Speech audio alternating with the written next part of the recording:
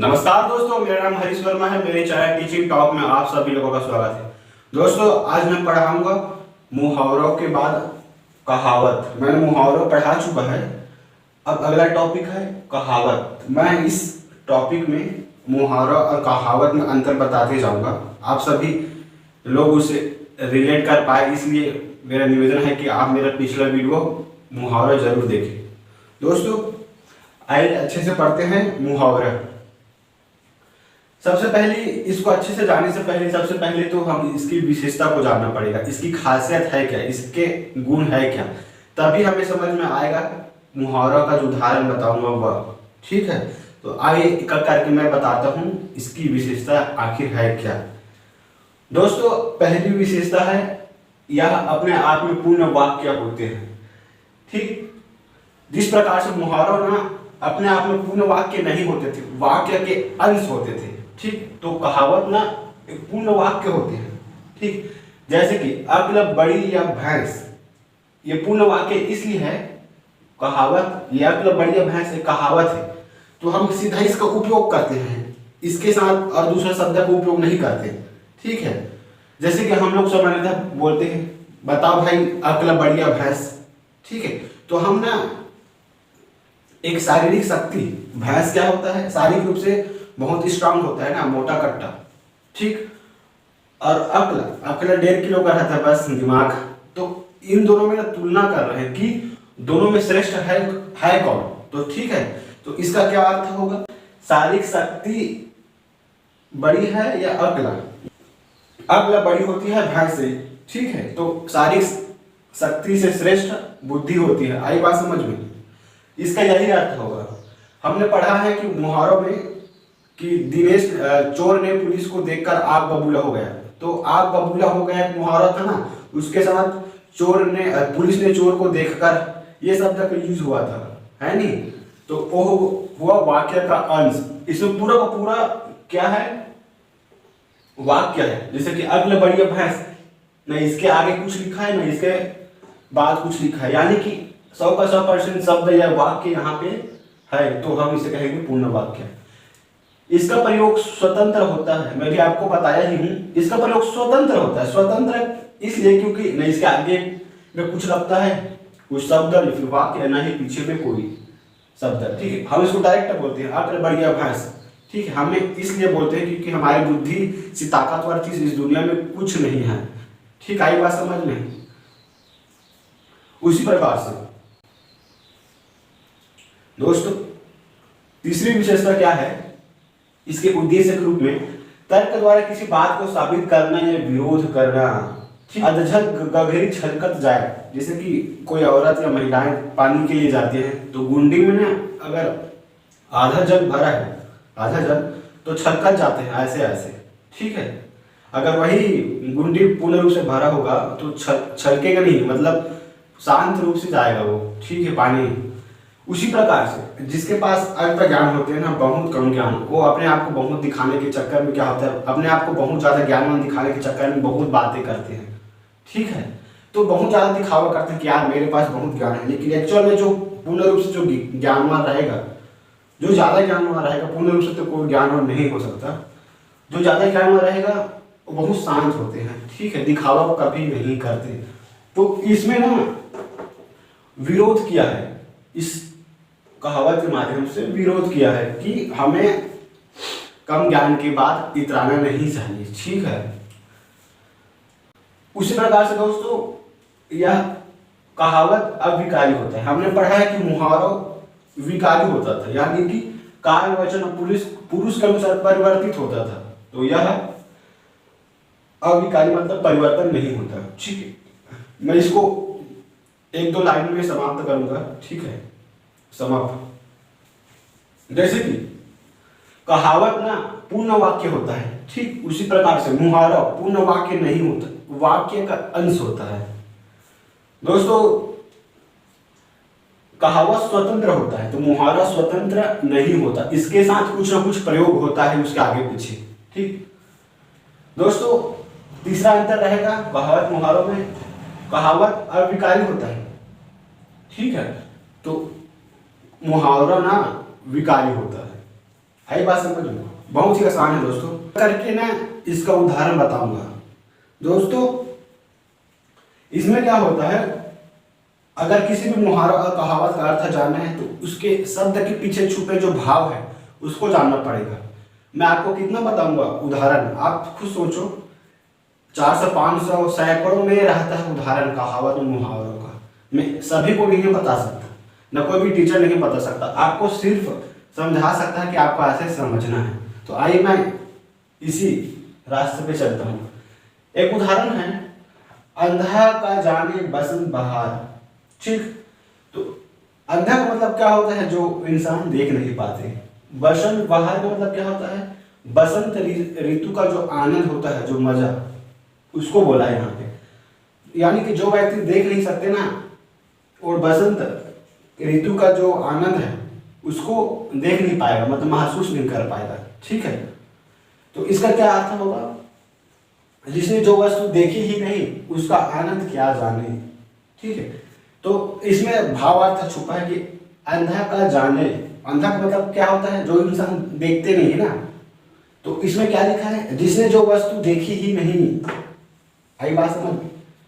तो इसका भावार्थ क्या होगा, अंधा का जाने का भावार्थ क्या होगा, जिसने जो वस्तु देखी ही नहीं। इसमें भी नहीं देखने वाला अर्थ है, इसमें भी नहीं देखने वाला अर्थ है। आई बात समझ में? और बसंत बहार, बसंत बहार का मतलब क्या होता है, बसंत ऋतु का आनंद या फिर मजा। उसके बाद क्या लिखा है, उसका आनंद क्या जाने, मतलब दोनों में लिंक है। आई बात समझ में? भावार्थ ही छुपा है। ठीक है, अंधा का जाने बसंत बहार, इसका अर्थ क्या होगा, जिसने जो वस्तु देखी ही नहीं उसका आनंद क्या जाने। आई बात समझ में? आपको शब्द के भाव को जानना है, ना कि शब्द को जानना है। लेकिन भाव को जानने से पहले आपको शब्द को समझना पड़ेगा। आई बात समझ में? तो उदाहरण है कि ईर्ष्या से क्रोध भला। ईर्ष्या का मतलब आप समझते हो ना क्या होता है, और क्रोध का मतलब आप क्या समझते हैं। ईर्ष्या का मतलब हो गया, अगर मेरा दोस्त कार खरीद लिया और कार में घूम रहा है और मेरे पास साइकिल है, मैं साइकिल से कहीं आना जाना करता हूँ, तो मेरे मन में ना मेरे दोस्त के प्रति ईर्ष्या जाग जाएगा, मतलब जलन का भाव। जब कुकड़ा बोलते हैं ना छत्तीसगढ़ी में, बस वही है। तो जलन क्या होता है, जब जब मैं उसको देखूंगा ना, कार को देखूंगा, मेरे दोस्त को देखूंगा, तो जलन का भाव आएगा मुझे, यार मैं क्यों नहीं खरीद पाया कार, ये क्यों खरीद लिया कार। इस टाइप का भाव जब जब देखूंगा तब तक आएगा, मतलब ये हमेशा के लिए रहेगा, लॉन्ग टाइम के लिए। ठीक है, अब क्रोध, क्रोध का मतलब होता है, ये कभी कभी आता है। जैसे कि मेरे दोस्त ने कोई गलती कर दिया तो मैं उस पर गुस्सा हो जाऊंगा, तो कभी कभी आता है। तो इसमें क्या है, इसमें क्या लिखा है, ईर्ष्या से क्रोध भला। मतलब ईर्ष्या या जलन से अच्छा है कि क्रोध कर लो भाई, लेकिन ईर्ष्या कभी मत करो। ईर्ष्या क्या होता है, हमेशा होता है, तो हमेशा हमारे मन में, हमारे दिल में उसके प्रति नफरत जगाएगा। ठीक है, और हम खुद सुख नहीं रह पाएंगे, क्योंकि हमारे मन में हमेशा जलन का भाव किसी के प्रति रहेगा। आई बात समझ में? तो क्रोध कुछ समय के लिए रहता है, ईर्ष्या हमेशा के लिए। तो इसलिए कहा गया है कि क्रोध से भला, ईर्ष्या से भला क्रोध या फिर गुस्सा। ठीक है, आप शब्द को पढ़ो, उसके अर्थ को जानो। ठीक है, ऊंट किस करवट बैठता है, इसका मतलब होता है काम का परिणाम अनिश्चित होना। ऊंट किस करवट बैठता है, मैं देखता हूँ। ठीक, एक अंडा वह भी गंदा है जिसके पास कम वस्तु हो ना, जैसे कि गरीबों के पास खाने पीने की चीजें कम होती है। जैसे कि मैं बता देना चाहूंगा, मुश्किल से एक सब्जी है करेला, मतलब अमीरों घर तो बहुत सारा आइटम रहता है ना खाने पीने की चीज, और गरीबों के घर में बहुत कम चीज। जैसे कि 2 सब्जी मान लो, करेला और क्या हो गया, बरबट्टी। उसमें से दोनों सब्जी भी खराब हो गया मौसम के कारण। ठीक है, क्योंकि उसके यहाँ फ्रिज तो है नहीं, तो खराब तो होगा ही ना। तो हम उसके अर्थ को ही बोल सकते हैं, उसके भावार्थ को। तो हम उसके भावार्थ को जान सकते हैं कि एक अंडा वह भी गंदा, इस कहावत में सही फिट होगा, क्योंकि कम वस्तु वो भी चीज गंदा या फिर खराब। ठीक, एक म्यान में 2 तलवारें। यहाँ पे एक म्यान में 2 तलवारें का मतलब होगा कि एक पद पर 2 शक्तिशाली वस्तु या व्यक्ति नहीं ठहरते, इसलिए क्योंकि एक म्यान जो होगा ना, उसमें एक ही तलवार को रख सकते हैं। तलवार क्या है, तलवार ना एक शक्तिशाली चीज है। तलवार से हम कोई भी व्यक्ति को काट वाट के नष्ट कर सकते हैं उसको, मतलब शक्तिशाली चीज है। जैसे कि प्रधानमंत्री का पद हमारे देश में एक ही व्यक्ति है, दो व्यक्ति प्रधानमंत्री नहीं बन सकते। तो प्रधानमंत्री के पद तक पहुंचने के लिए राजनेता साम दाम दंड भेद जो भी होता है ना उसका उपयोग करते हैं। कोई भी स्थिति में हमें पहुंचना है, क्योंकि 2 व्यक्ति 3 व्यक्ति तो बन नहीं सकते, पीएम तो एक ही व्यक्ति बनेगा। तो एक म्यान का मतलब होता है, म्यान को एक पद के रूप में समझ लो, ठीक है। तो एक म्यान में 2 तलवारें, तो एक पोस्ट पर ना, एक पद पर 2 प्रधानमंत्री नहीं बन सकते। इसका अर्थ यही हुआ। इसको शब्द को पहुंचा लो और अर्थ को जानो, ठीक है। ओस चाटने से प्यास नहीं बुझते, ठीक है। ओस चाटने से प्यास नहीं बुझते।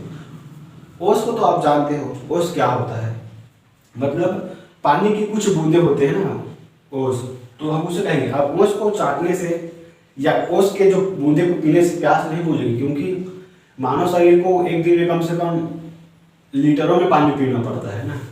तो ओस क्या आधा लीटर भी नहीं होगा, आई बात समझ में।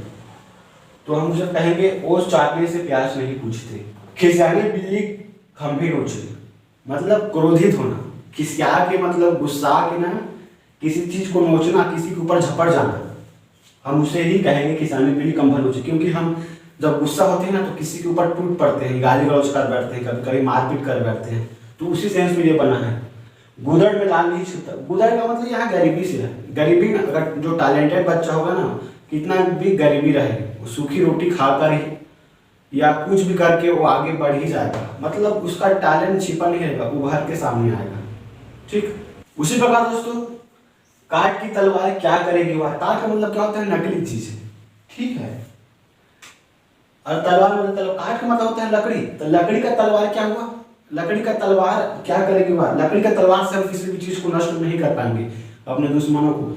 तो काठ का मतलब होते हैं नकली चीजें, ठीक है। काठ की तलवार क्या करेगी वह, मतलब नकली चीज कुछ नहीं कर पाएगा। झूठ के पाँव नहीं होते, मतलब जो झूठा व्यक्ति रहेगा ना वह किसी भी चीज पर अडिग नहीं रहेगा, अलग अलग जाके अलग अलग बातें करेगा। उसी से उसमें यहाँ पे बना है। दोस्तों अगले नंबर का उदाहरण है रस्सी का सांप बन जाना। रस्सी का सांप बन जाने का मतलब क्या होता है, बात पे बतरंगा बना देना, मतलब छोटी सी बात को बड़ी चीज में बता देना। शर्मा की बहू नित भूखी मरे, यहाँ पे शर्मा नहीं लिखा है, शर्म लिखा है ना, तो शर्मा की बहू नित भूखी मरे।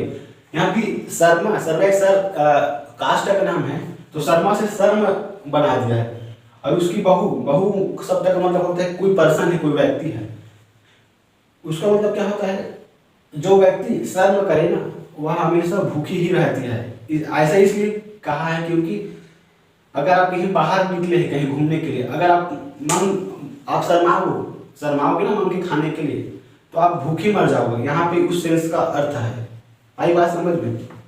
तो हमें बिल्कुल भी नहीं शर्माना है, बात कहनी है और भूखे पेट से हिजात पाना है। सूतना कपास जुलाहों में लट्ठम लट्ठा, मतलब सूतना कपास मतलब कोई भी चीज नहीं है, कोई भी कारण नहीं है, फिर भी जुलाहों में लट्ठम लट्ठा, मतलब फिर भी हम विवाद कर रहे हैं किसी से या लड़ाई झगड़ा कर रहे हैं, कोई कारण नहीं है, फिर भी हम वाद विवाद कर रहे हैं, तो हम उसे कहेंगे सूतना कपास जुलाहों में लट्ठम लट्ठा, ठीक है। सदा दिवाली संत घर जौ घी मैदा होए। सदा दिवाली संत घर, पहले आप शब्द में जाओ, ठीक है। संत कौन व्यक्ति होते हैं, जो व्यक्ति मोह माया से दूर रहते हैं, ठीक। मतलब जो व्यक्ति मोह माया से दूर रहेगा ना तो उसका मन हमेशा शांत रहेगा, किसी चीज में नहीं लगेगा इतना ज्यादा, मतलब ध्यान नहीं भटकेगा, तो व्यक्ति खुश रहेंगे। तो खुशी का माहौल कब रहता है, दिवाली में। तो खुशी का यहाँ से सेंस दिवाली निकाल दिया है, ठीक है। सदा दिवाली संत घर जौ घी मैदा होए, ठीक है, मतलब हमेशा खुश रहते हैं लोग, इस सेंस में बताया है। तो हज्जाम के आगे सबका सिर झुकता है, तो हज्जाम का सिर मतलब इसका सेंस क्या होगा, मतलब स्वार्थ सिद्धि के लिए ना कोई भी व्यक्ति आगे आ जाता है, मतलब अपनी स्वार्थ पूर्ति के लिए कोई भी व्यक्ति आगे आ जाता है। लेकिन अगर आप किसी चीज के मतलब जैसे कि समाज के कल्याण के लिए अगर कोई व्यक्ति को बुलाओगे तो बहुत कम आता है, मतलब उसको बहुत ज्यादा धकेलना पड़ता तब आएगा। लेकिन अगर उसमें अगर उसका स्वार्थ दिख जाए तो जरूर आएगा वो, ठीक। 72 पानी रमता जोगी, इसका मतलब क्या होता है, बहता पानी का मतलब जानते हो, बहता पानी जिस प्रकार से कहीं भी बह जाता है उसी प्रकार से इसका सेंस क्या है, घुमक्कड़ आदमी से लिया है। घुमक्कड़ आदमी भी कहीं भी आता जाता रहता है बहता पानी की तरह, ठीक है। तो रमता जोगी, तो जिस घुमक्कड़ व्यक्ति कहीं भी नहीं ठहरता या नहीं रुकता, ये कहीं ना आता जाता रहता है, उसी सेंस में है बहता पानी रमता जोगी। घुमक्कड़ आदमी ना एक जगह नहीं ठहरता, ठीक है। बकरी की अम्मा कब तक खैर मनाएगी, ये डायलॉग आप लोगों ने कई बार सुने होंगे कि बकरी की अम्मा कब तक खैर मनाएगी। इसका मतलब क्या होता है, विपत्ति आने का संकेत। आई बात समझ में? अगर कोई व्यक्ति ये शब्द बोल देंगे ना तो समझ जाना कि आपके ऊपर कुछ ना कुछ विपत्ति आने का संकेत कर रहा है। दोस्तों इस वीडियो को अधिक से अधिक शेयर कीजिए ताकि और भी लोगों तक मुहावरों और कहावतों में जितने भी डाउट थे वो भ्रम दूर हो सके। और लाइक करना तो बिल्कुल भी ना भूले। अगर कोई भी चीज़ में परेशानी हो रही है आप लोगों को इस टॉपिक में या कोई भी टॉपिक में, तो आप कमेंट कीजिए, मैं आपका उत्तर तुरंत दूंगा, ठीक। धन्यवाद। जय श्री राम दोस्तों।